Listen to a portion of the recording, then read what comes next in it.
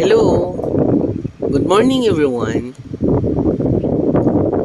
Ladies, gentlemen and friends, today I would like to share with you one of the top healing foods, and one of it is called red pepper. The wide range of nutrients in this colorful vegetable make it great all-around immunity booster. Immunity booster. Red peppers have a high water content, which help to flush out toxins from our body. They are also packed with vitamin C and beta carotene, useful for warding off colds and infections and fortifying the immune system.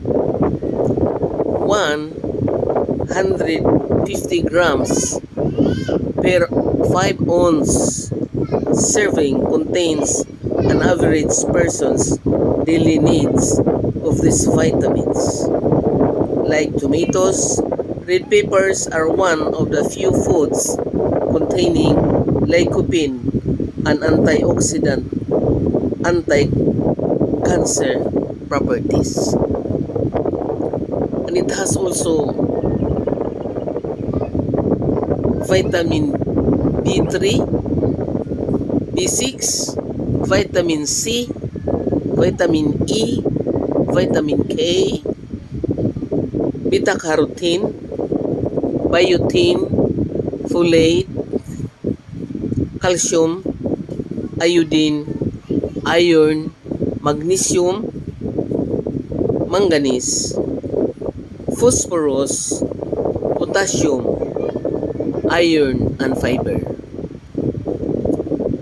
That is the red pepper. It is also very helpful to our health,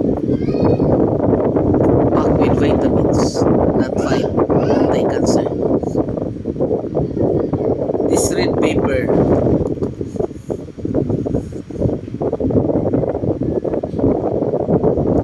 that we all have in our kitchen,